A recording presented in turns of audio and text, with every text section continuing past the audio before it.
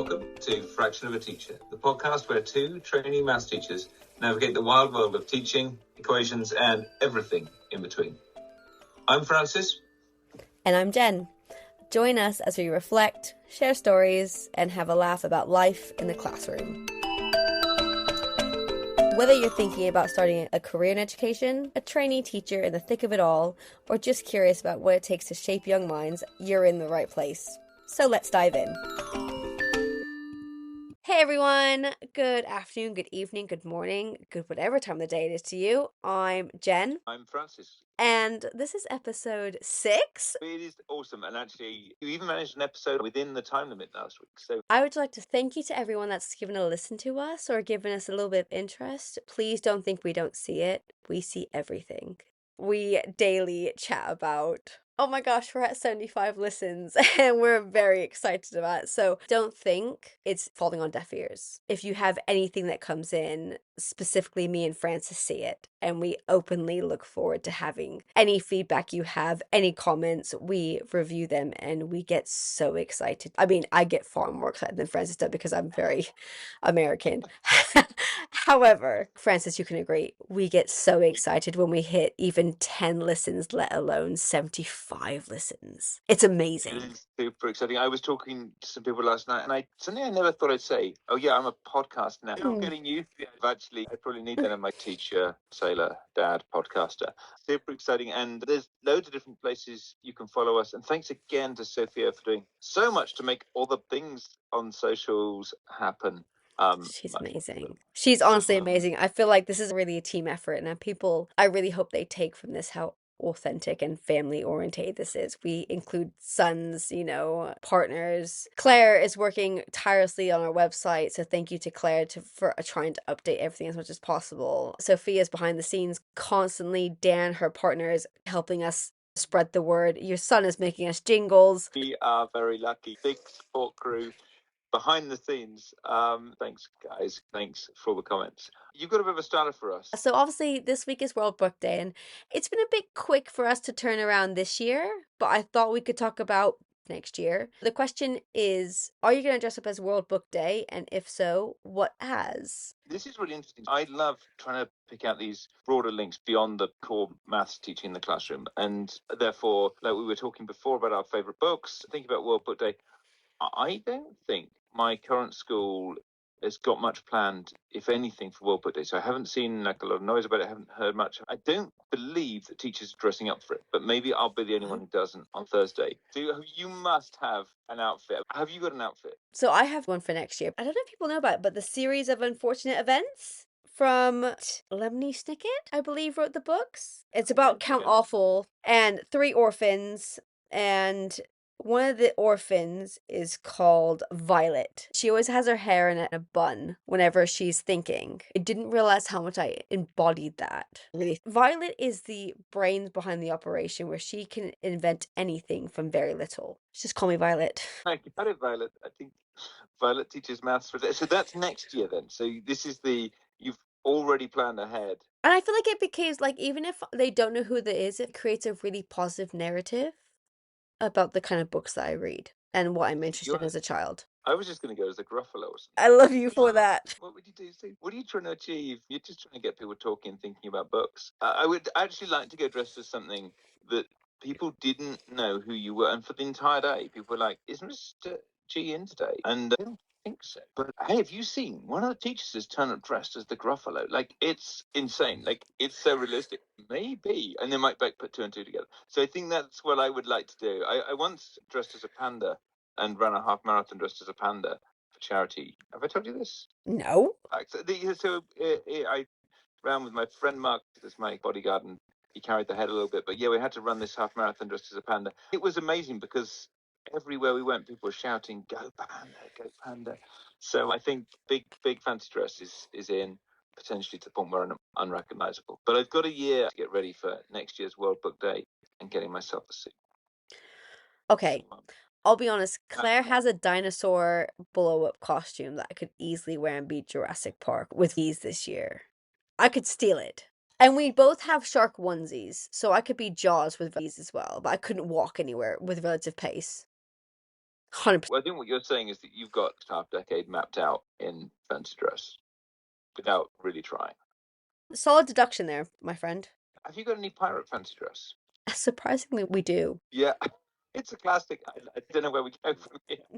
Today, we're talking about our unique teaching style. So I think something that I'm finding funny, just having just started a new school where I've taught a handful of lessons there. Do you kind of go in like Gen Light? Do you go in not at full force? You've mentioned that, but do you think you go in at full Gen on the first meeting of class, or do you warm them up gradually? Would you be surprised if I say yes, I go in full Gen? I'd be kind of disappointed if you didn't. Yeah. I don't think I can hide my passion and enthusiasm for my children in terms of when they get something, like I can't hide my excitement. So I feel like I might tone down the creativeness sometimes, but in terms of what people atypically call as the Americanisms, I can't hide that, and nor do I want to. Like I want to show my passion and my positivity for my kids. If they get something, I'll be right there with them every step of the way. I think that's awesome and really positive. I can just imagine being a kid and finding it a little bit tricky in maths. And then when someone like you comes along with so much energy and such a kind of positive outlook, it must be awesome. And like really celebrating, like championing their work. It's awesome.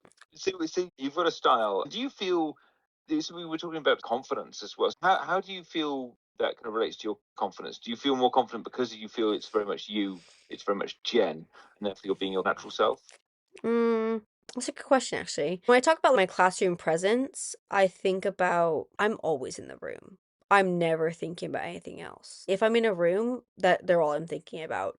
Are they getting it? Are they not getting it? What's my next question?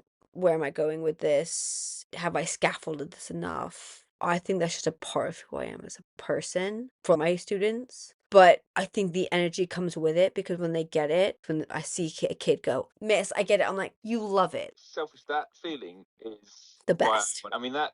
Like, and what I love is when you've got a group of people, or a pupil or two, they expect you to find something difficult. They struggle a little bit towards the beginning of the lesson, and then by the end, they're like, "This is just dead easy." You don't say it, but you're thinking, like 40 minutes ago, you were completely bemused by this, and now you're telling me it's easier. That's awesome. And actually, I think there's something really nice about pupils leaving your lessons on that kind of high. Like starting off on a kind of positive, getting a kind of positive do now where they achieve stuff, and then you got to do some hard thinking in the middle. But then actually, when they leave, just leaving in a kind of like, wow, I can do this, because like that feeling that they leave with, and I bet they do with your classes, is the feeling they're going to then remember and then come back in thinking, hey, last time I was here was a positive experience, even just subconsciously thinking. I think I said that last podcast about they want to be positive. If a kid feels like they want to come back to my classroom, I feel like I've won. And actually, a lot of my classroom present isn't about the energy I bring, it's about the kids feeling safe and encouraged and that they feel like their goals are achievable. That's my classroom presence. Any effort is above the right answer. I will praise effort over correct. If you get the right answer, even better. But the fact that you're willing to put your hand up, and a lot of my kids in school being, I've taught them for 3 weeks, and they're welcoming me, that means I've achieved something. Obviously, developed an environment where they feel like psychologically safe, they feel comfortable. I think that's awesome. But the challenge I haven't felt like I've cracked, Okay. and I think it was similar at my last school, not a similar situation. So top set, and in this case, is sort of key stage 4 top set. And the bit I find tricky is we've got a bottom set year 7. I'm really comfortable. It's really positive, supportive, and it's really about confidence building, because actually bottom set year 7, there's not a lot of confidence, and it's great fun to build that. My challenge is in top set key stage 4, there can be a lot of confidence in some elements of the class. So there will be Yeah. corners of that classroom where there is overconfidence from the pupils. But there are also corners of the classroom in the top set key stage 4, from what I've observed in both schools so far, where not that confident. And actually the pupils need that sort of support. And I think the bit I find challenging is how to run a classroom where you've got pupils at varying levels of confidence, and you need to manage the higher levels of enthusiasm and confidence at the top end of the class, but whilst really creating that safe, supportive environment for those who are finding it more tricky, either haven't got the same level of confidence, or and often that may be that their maths, it just takes them a little bit longer to understand the concepts. So that's the tricky bit for me, is running a class in both levels. Yeah. If you I can, can. I think my challenge. No, I see that as well, because when you think about mixed ability, that can be anything. I would never cap somebody on saying they're a level 4. I would give them work if they could attain it. I will push them. But I really hear what you're saying. What are your initial thoughts on how you might approach that? Because This is why I pushed for a July start for my students. Because even if I didn't know my year sevens, I could meet some of my year eights, nines, tens, possibly 11s. I'm not teaching year 11s. I haven't taught year 11s through all of my PGCE. I could be given a year 11 class and told off you go. And this is why I really pushed for a July start. Yes, get in, get a feel for. I think so much comes down to knowing that class, but I think within that class you'll have some groups and classes at the minute. I can readily identify a few groups, and then you've got individuals up to say 32 individuals, and I think it's just being really conscious of what you're doing and how that's sort of coming across will come across differently to different groups. The really confident people in the class will probably perceive you in a different way. I think my natural style is relatively formal. I like to think I've got a reasonable amount of presence in the room and the way I greet students, the way I manage the classroom. But I've got to make sure that doesn't come across as too distant, and actually that it doesn't come across as too tricky to get to know me or for students to feel comfortable and confident working with me. I think that comes, I'm confident we do get there with those relationships with students. My natural state isn't to be nearly as outgoing and kind of warm as you are, if I'm honest. I think it's a different style, and it probably takes students a bit of time to get to know me. I don't think there's a right or wrong way of doing that. And we talk about this idea of like almost balancing authority with approachability. I don't think there's a right answer to that. Like, I look at it going, my style with you and you style with me would feel so odd. And the kids would go, what? Because I'm overly expressive, because it's who I am as a person. I think you have the kind of personality where that feels natural. The way I've generally been in my professional career so far, the way I've approached teaching so far, is to start off with the quite formal approach, setting a fairly tight set of expectations. And as I get to know people and I'm content that they can meet those basic expectations, beginning to relax and become more sort of approachable and show a bit more of my kind of personality, show them a bit more of me. So I think in my experience, it's easier to relax, to become more approachable, but it's really tricky to get the other way, to kind of really tighten up. If you start off too relaxed in terms of classroom management, behavior management, I think it's very hard to then tighten up. So I think that's probably why I come at it with this approach.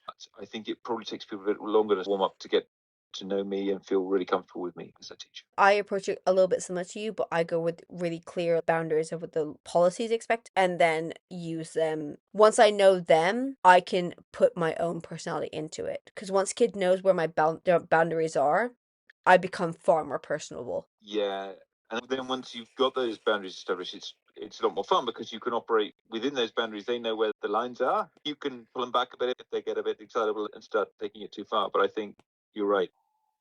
There's a lovely point where your expectations and theirs are in sync, and they know what you'll tolerate. And I'll be honest, as a new teacher, I'm nervous about going in and being that new person, genuinely, and having to try and manage that for the third time. It takes some finesse to handle those nerves as well with brand new kids and knowing that these are your kids, especially my form group for the next 5 years. I want to do well by them. So when I think about that classroom confidence, and we were talking about this the other day, our own personal lives take a step back when we're in the classroom. Like, my kids are my sole focus when I'm in that classroom. My form group especially, they're going to know me for 5 years. They need to have the consistency with me. Yeah, and I think the tricky thing is, on the one side, I think in one's own life as a teacher, you've got to be able to, as you say, put aside your thoughts, worries, concerns, all those things going outside, and be completely present with the pupils. But on the other side, you've got to take into account the incredible amount going on in their lives, the challenges they're facing, and the things they may not early on feel kind of comfortable to talk to you about. And you've got to be able to help them deal with enormously complex life they've got as a teenager with plenty of factors to consider. It's really tricky. You've got to put your personal things to one side whilst you get on with teaching, but also sort of help think about those personal considerations from a student's perspective. But I think that's one thing I really love about the job. I don't know about you, but, and yes, I'd be lying if I didn't say, you do get nervous, particularly the first time teaching a new class. Yeah, right? Especially for an interview. That was the most stressful day of my life. I love your honesty, because I mean, for someone who is so confident outgoing, Jen, the fact that you're able to say that it's really reassuring to hear that even with your outgoing confidence is, even then it's still hard.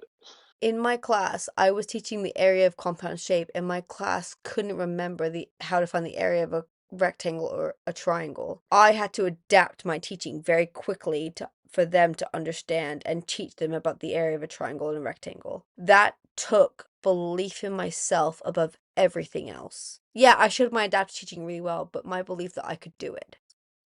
I wanted the best for my students. One of the students came up going, "Can you come back tomorrow?" And whether that was because they liked me, I didn't really mind. But in that moment, they felt safe to ask a question. Honestly, couldn't ask for more. That's exactly what I want for my students. Is lovely, and to be able to build that connection. So, and I think that's amazing. But I think it also just so much of that comes from your complete dedication. And I think that's one of the things that's quite cool about teaching. I don't know about you, but when I'm teaching, I've got no spare brain Mhm. for anything beyond this. What's in front of you? You've got an hour. You've got 32 pupils. You've got some Yeah. maths. You're trying to work your way through it all, and help them as individuals and spot things. It's pretty intense, but there's something quite amazing about it because for now, you don't have to think about anything else. You are absolutely flat out. Mhm. I am flat out thinking about the teaching, Yeah. and I think that's quite fun. I mean, the days fly by. When you've got a big teaching load, it's hard work. It's absolutely shattered at the end of it, but it is really exciting, I think. And I think that's maybe where, to an extent, whilst I sometimes feel a bit nervous before that first lesson in a new class, or sometimes if it's a lesson where you don't feel absolutely that you've really got a plan that you're really comfortable and happy with. And I've had that a couple of times where I've gone in feeling less prepared than I'd like to have. I think generally once I'm actually in and teaching, I don't really spare capacity for nerves. I actually get to the point where I'm so all out focused on the teaching that I don't really worry anymore. Does that make sense? That makes perfect sense to me at the end of the day. Having my relationship with kids build from placement A to having very similar relationships between my kids, if I can develop positive relationships across both, I'll be honest, I feel very positive that I can develop something really great with kids. It feels really, really affirming for me as a teacher. Like I've said to you, even in episode 1 of this, like 6 weeks ago, every decision I've made has been reaffirming for me. I'm feeling that 6 weeks on. I don't know if it will ever stop, be I hope reaffirming for not. me. But I think the other thing you said when we recorded that first episode was that you really felt teaching you could be you, Yeah. and that actually that's something you're really excited about, Yeah. and that you didn't feel in your previous career necessarily always been able to be you, the full Jen. And I think that's really cool because it feels like the way you've just been talking about it, that actually you are you. How do you handle your nerves? How do you balance your authority? You're in charge of that room, but actually, how do you balance that with being approachable and fun? It seems a lot of that's just by being your natural self. I hope so. I feel like people can't see us. When we're talking, we're both smiling. This is truly a passion to teach. I feel privileged to be in a position to teach others. I signed my contract the other day. That was amazing. What an amazing feeling to sign my contract and to know that someone believed in me. Does that make sense?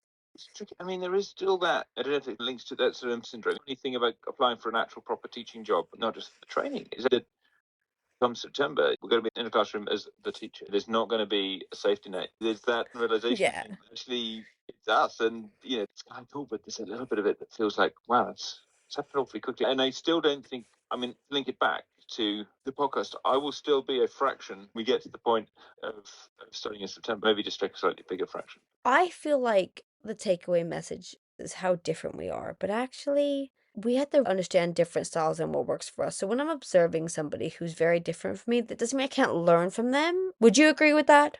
Yeah, and yeah, completely. And I think there's something you can learn from everything you observe. And I'm definitely seeing that as I observe teachers at my new school. And I think when I always work for a boss, you end up as a boss, as a manager, you end up almost as an average of all the managers you've worked for. It's a bit like I would that with agree with teaching. that. Like you watch maybe 20, 30 different teachers teach, and you pick out little bits from each of them, and you think, oh, that could work with my style. That would fit in nicely.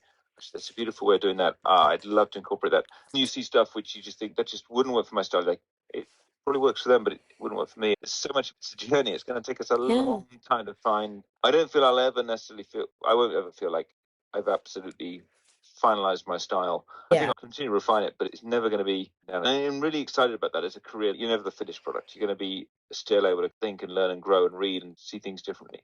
Yeah. I think that's a really nice lead in to our plenary activity that you'd suggested. I think you suggested 3 words which describe the kind of teacher you aspire to be. Is that right? Yeah. And I think a lot of the times in my lessons, I spend a lot of time doing reflective questions. I feel like when I think about metacognition, how we incorporate this in our lessons, a lot comes from that reflecting, self-learning, and self-regulating.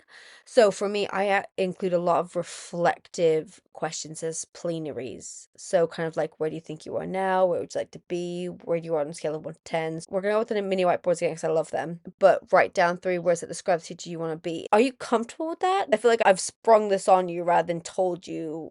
No, I'm really happy with that. I think the challenge, as always, is trying to pull it together your sort of vision of you as a where you want to be as a teacher and put 3 words in it. But I've got a feeling for some that are in there. Are you happy to go first? Let's go for it. Go ahead. Okay. So I feel like there are so many other words that are probably missing that should be on here too. But for me, I think 3 that came out genuine in terms of coming across as being really honest and very much myself. Pupils then realize that they too can be themselves and be comfortable. I think being comfortable with yourself, coming across very genuine and sincere when you give people some praise that actually they believe it's genuine. So I think that's important. The next one I put is calm because I think there's something nice about having that Yeah.